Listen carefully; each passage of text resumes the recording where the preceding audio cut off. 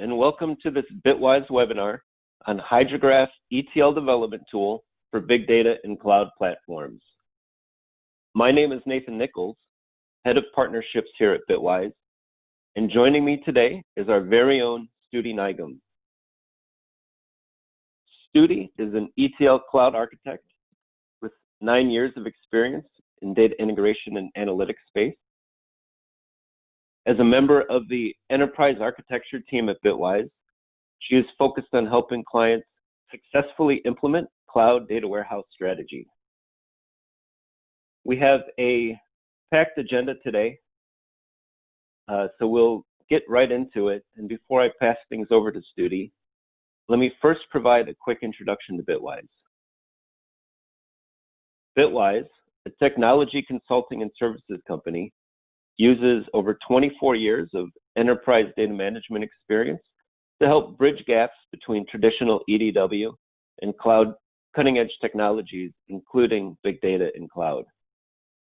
As a technology solutions provider, we partner with leading companies like Google Cloud, AWS, Microsoft, Looker, and Snowflake to help our global clients leverage data to enable business insights and maximize their competitive advantage.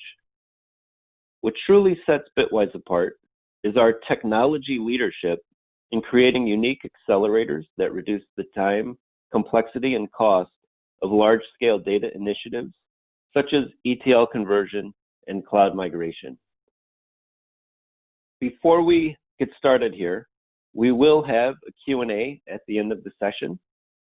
So if you have any questions, feel free to send those via the question feature or contact us at any time at sales@bitwiseglobal.com.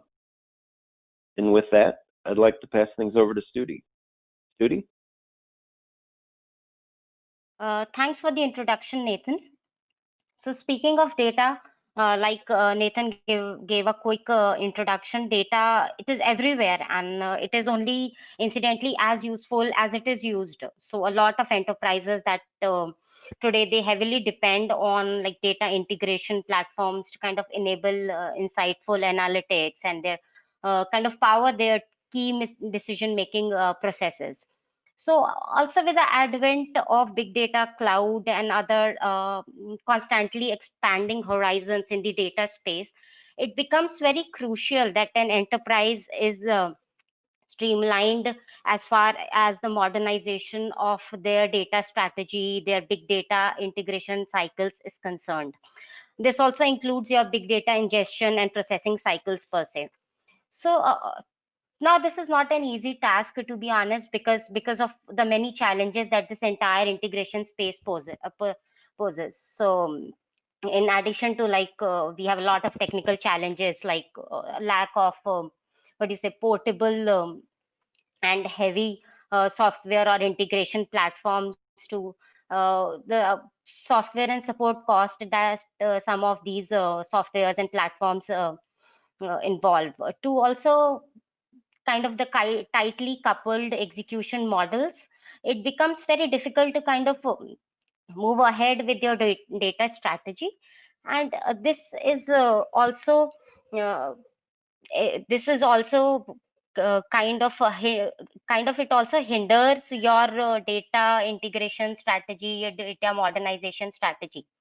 So along with this, there are several other business challenges. So enterprises, they usually struggle with launching their big data modernization vision due to say limited expertise or low adaptability and flexibility, or the tight deadlines around sunsetting the legacy systems. And most of the offerings, like we discussed, are either expensive or very difficult to use, or aren't cloud agnostic. So some of these challenges, along with other challenges like integration with open source master data management tools, or open source governance and business rule engines, this all in all possesses a huge amount of chaos in the entire data strategy, and also defers the data modernization solution for conventional or say advanced analytics.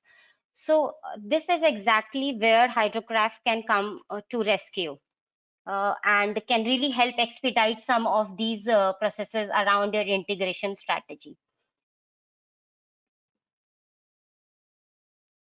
So Bitwise is pleased to present the enhancements on its in-house proprietary tool Hydrograph, which was introduced a couple of years back, and it is a next generation data integration platform specifically designed with big data and cloud practitioners, and can cater to like a lot of industry wide integration needs. So Hydrograph helps enterprises kind of bridge that gap, which is kind of very prominent at the moment, that developers face, because they are usually familiar with ETL tools, and the entire big data ecosystem is kind of new for them. So this immensely reduces the learning curve that is involved. uh, this can also be attributed to the nature of its inception. So Hydrograph was specifically designed in and built in partnership with big data SMEs, who kind of understand the pains of offloading your conventional ETL on a big data landscape, and how difficult and tedious and cumbersome the entire process can get. It can really help accelerate your ETL development in the big data environment, leveraging your existing environment. So this is a very specific GUI powered ETL tool that can be mounted on your Hadoop or Spark based big data workload very seamlessly, and without having to write any code. So, I mean, from where I look at, being from ETL background, it's uh, imagining not writing thousands of lines of code is intriguing enough for me to kind of uh, go and explore a tool which can offer features or functionalities of that nature. So let us see how Hydrograph exactly does this. So all of this can be attributed to its modular architecture, which is presented here on the screen. The architecture is split into three distinct sections. The GUI is where the developer builds the code pipelines via a lucid drag drop mechanism, much like any other ETL tool in the ETL space.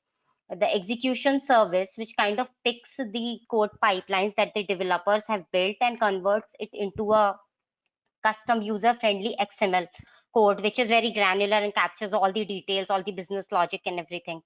And the code execution cluster, which is nothing but your existing big data ecosystem or your existing big data cluster. So you can leverage whatever big data ecosystem you have on your application and just mount Hydrograph on top of it. So all in all, this makes the entire installation, the entire application minimally invasive and very portable per se.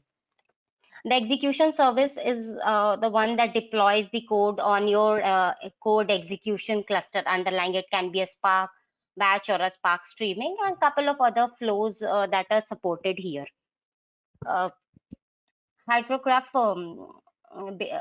also it supports a host of source and sink connectors, and this typically ranges from your conventional on-premise relational and non-relational databases to your flat files to big data specific formats like Avro, Parquet, which are really out of the box, because most and a lot of ETL and data integration platforms do not have those capabilities, and support for prominent cloud storages on AWS as well as GCP, and are recently introduced support to Microsoft Azure stack of connectors.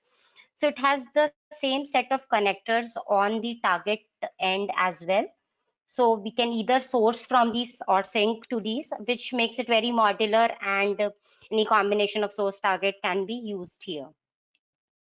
So with the feature profile, which kind of ties to most ETL tools in areas like parameterization and version control, logging, and auditing reusability, Hydrograph has its own set of differentiators, which is where the beauty of the tool lies.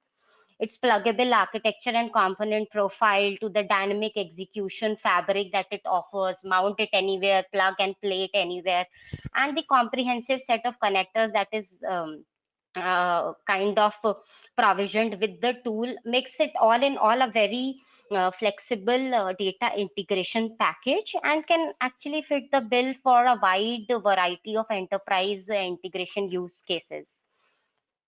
Now, quickly moving on to how it integrates with your development landscape. So we have been talking about how it is so modular and lightweight. So this is exactly how it integrates with the development landscape. The components in Ping are the ones that belong to kind of the Hydrograph native package, and rest everything is leveraged from your existing application. So imagine how minimally invasive and lightweight the entire installation is.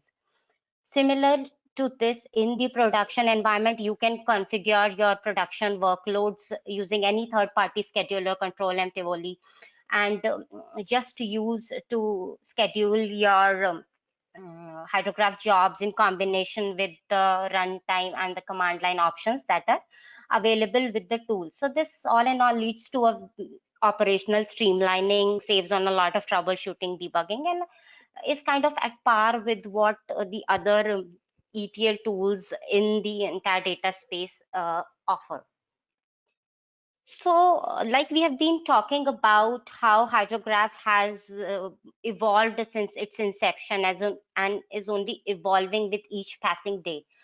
So, based on the needs of the businesses or the specific use cases, we are pleased to announce or kind of unveil this new feature profile to kind of support even further and more elaborate integration use cases. So we have recently introduced support for Azure.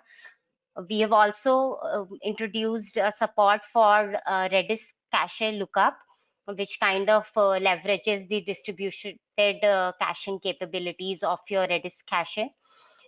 We have enhanced the execution control where we can skip flows, skip components if we do not desire based on the results of an expression, or even hard code them. So this is really easy, comes in really handy when you kind of want to have more flexibility, operational flexibility, or job execution flexibility.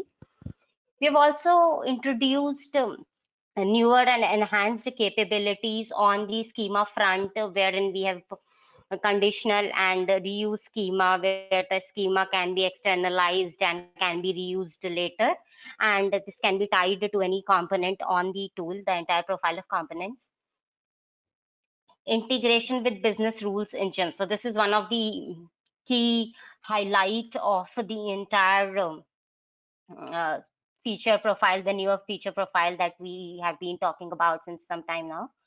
So this is where businesses struggle the most, because there's a lack of offerings which kind of integrate your open source BRE engines with your conventional ETL and data integration cycles. So we have introduced this support for JBPM rules, and also enhanced control on where you want to store your parameters, if you want to have them in a file or a database, or you want to have them tagged to an expression. So support of these features has been introduced, and this is only evolving. So every day we get a new business case, we get a new problem statement to cater to, and a roadmap for the tool is started, and then the features are being thought upon and discussed, and the tool is in its evolution phase, every day introducing new features. So moving on to a quick demo where we will see Hydrograph in action, how the look and feel of the tool looks like, and how it actually does the job.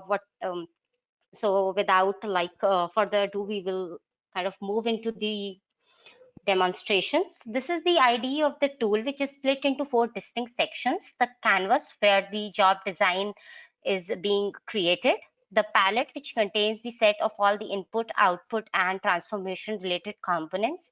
Input are the source connectors that are available; output are the target or the sync connectors that are available with the tool, plenty of them; and the project explorer, which is the Maven artifactory of your project artifacts, param files, log files, configuration files, job files, and every other thing under the umbrella. So job design is simple. You pick a component and push it onto the canvas, just drop it can drop as many components as you want on the canvas, connect it on the canvas. And once the components are connected, you need to kind of configure the properties that tie to that component in the properties tab, which is underneath your canvas. So host of properties there. Problems tab is where you see the errors and the warnings that pop up on validating the job, so developers can fix those. So this is a job conventional data integration pipeline that we have set up for the purpose of this demonstration, where we are consuming data from delimited flat files, performing some lookup operations, transforming the data, and pushing it onto your Azure Blob Storage, Azure Data Lake Store, as well as Azure SQL Warehouse.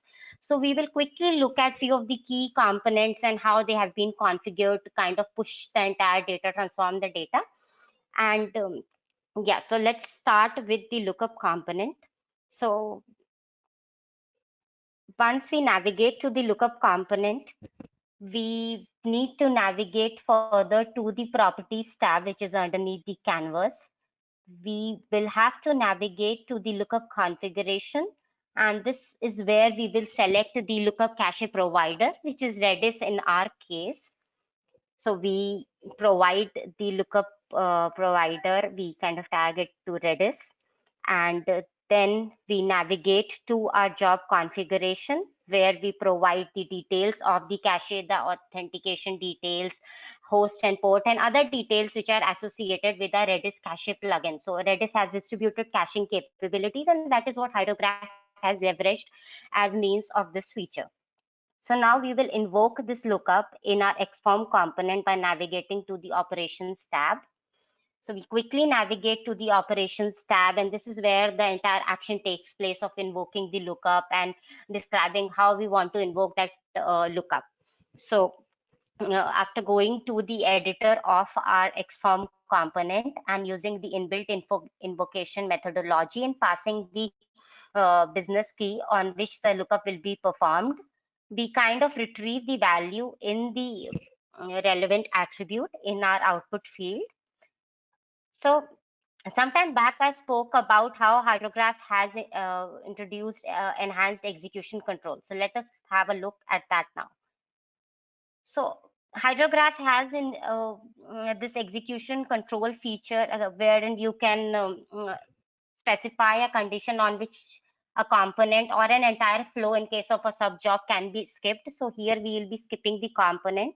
So we have written an expression which if it evaluates to monthly, the component execution will be skipped. So go navigating to the schema tab, where we'll set the properties of this expression that we have coded for our execution control. So this is the schema definition, and this is where we'll kind of set the properties for our execution control governance. So we have put this value here, and based on this value, the code execution of that component will either be proceeded with or it will be skipped. So we have also recently introduced support for schema reusability and schema externalization. So schema externalization is used for user defined schema types and ties to a record type in Hydrograph, just like how a record type in database is. So it is very simple to use an externalized schema. We navigate to the external schema folder and just select the schema file that we want to reuse, and provide it a record name to which the entire set of attributes of that schema will be kind of tagged. After selecting the relevant configuration file, the job execution and the Azure run configuration is popped up, and we are using an HD Insight cluster for the execution. We can have reuse an existing cluster or kind of spawn a new cluster during our execution. And after providing all of these details related to our cluster and related to our Azure storage account and the details, we can either export this configuration to an external file or just say okay and select the relevant job configuration, and our job is instantiated now. Logging details start appearing in the grid console and the regular console. Regular console is more verbose in nature, whereas grid console is more schematic and more refined. So these logging details can also be pushed to any location of our choice, be it cloud or on-premise. So we have parameterized certain properties here related to source files and target files. So this is a simple parameter file with source value pairs. So we will quickly navigate to the Azure environment and see how our target environment got affected. So this is how our target environment looks like. We'll navigate to our project folder in the target environment, Azure environment, and this is the analogous of our Maven repository, and at runtime, these are the artifacts that are being referred to for job executions. So we see here the files got created. So likewise, we have similar set of files created in our ADLS as well. So Hydrograph has created the files as desired by our job design.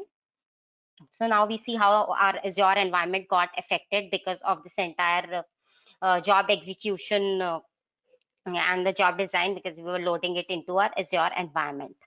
Now, sometime back, we also kind of discussed how Hydrograph is very extensible in terms of integrating with open source business rule engines.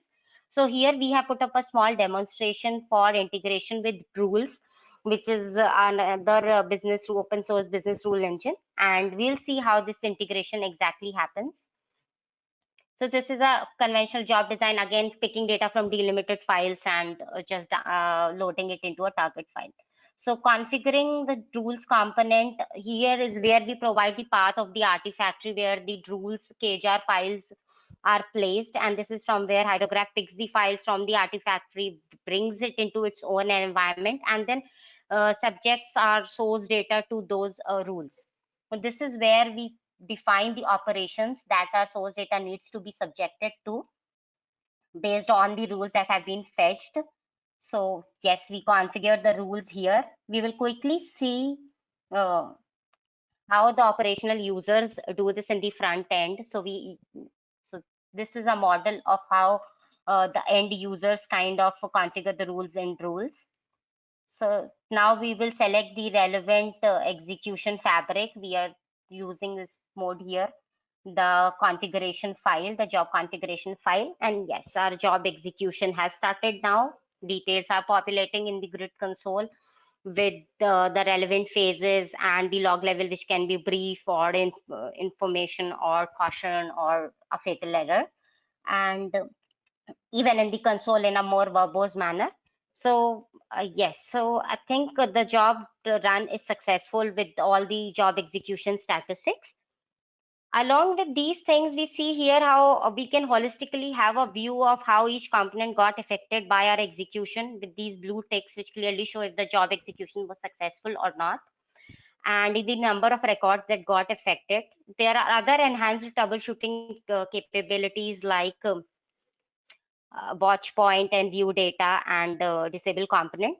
So these can really expedite our test and build cycles as and when desired. So we just saw how Hydrograph with its spectrum of features and data integration capabilities can really come in handy to cater to a number of use cases, right from conventional ETL to out-of-box coverage for open source integration platforms. And as pluggable is modular and very, very modern and fashionable per se. So with this, I would like to hand it over to Nathan to take you further. Nathan, over to you. Great. Thank you, Studi. So we hope that the session provided a good overview of Hydrograph for your ETL development needs, but clearly we just scratched the surface and can only cover so much in the time allotted here. So for additional resources, including free trial requests, feel free to visit our website at bitwiseglobal.com, and you can find information on Hydrograph under the products page. Or you can also contact us directly at sales@bitwiseglobal.com to discuss a fully supported POC option to quickly and easily get started with Hydrograph. So with that, I'd like to thank you for your time and for joining us today. We look forward to talking with you soon.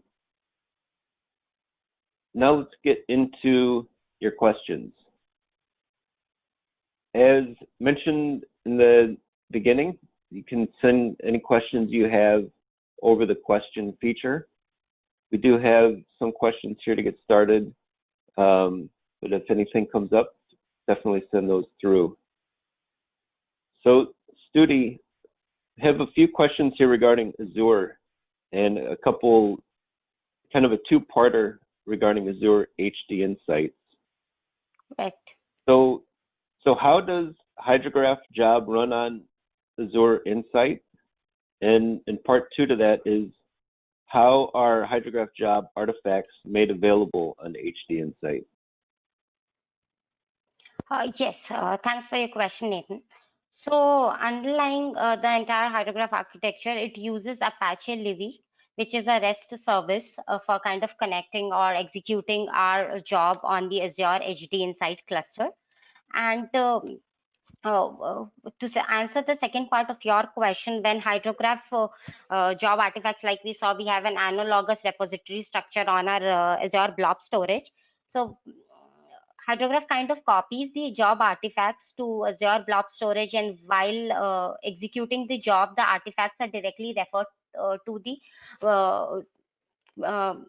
kind of the artifacts, sorry, are referred to from the blob storage. So what happens is at runtime, Hydrograph hits and hits the Azure blob storage path and picks the artifacts directly from there. So this is what makes the tool very extensible and pluggable, because if we have Azure, we can put our artifacts on Azure blob storage. If we have AWS, we can use S3 and likewise. So yes, I hope that answered your question.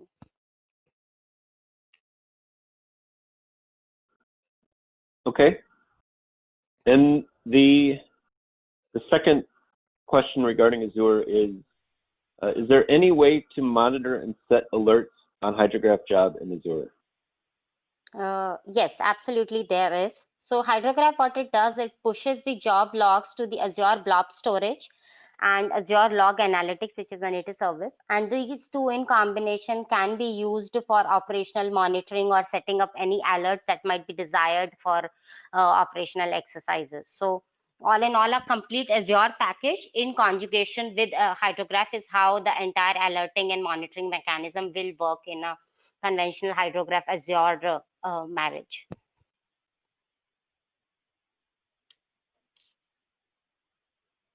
Okay. And moving on, another couple other questions regarding the JBPM rules. So question one is, what are different JBPM rule formats supported by Hydrograph? And then the other question is, does Hydrograph need direct physical connectivity with JBPM or Joules? Oh. Yes, Nathan. So Hydrograph does support variety of rules written within the rules engine. So it supports DRL, which is the rules rule language, and it also supports guided decision table GDST format, as all of these rules are eventually bundled into KJAR files, and KJAR files are the files that Hydrograph eventually consumes. So it does support these formats on the rules side. To answer your second question, Hydrograph does not need to directly physically connect with the JBPM server. Business rules developers, like we saw in our demonstration, they create the business rules on the front end, and these rules are eventually published on any repository manager. It can be Nexus or it can be Artifactory, and Hydrograph connects to these repository managers rather than connecting to the JBPM server, and just consumes the KJARs that are bundled onto that repository location and executes the business rules that are configured within those KJARs. So it doesn't need physical connectivity. Again, can connect to any Artifactory and just consume the KJARs from there. So I hope that answers your question, Nathan. Okay. Some good questions that came in and some others that we are out of time to address. We will reach out. We can reach out directly to address those. And like I mentioned, any other questions that come up, you can reach out to us directly at sales at bitwiseglobal.com. So Studi, thank you for your time and for sharing these details today. And thank you for joining us, and have a great rest of your day. Thank you. Yeah, thank you, Nathan. Same here. Have a great day ahead. Thanks, everyone. Bye. Thank you. Bye-bye. Yeah, bye.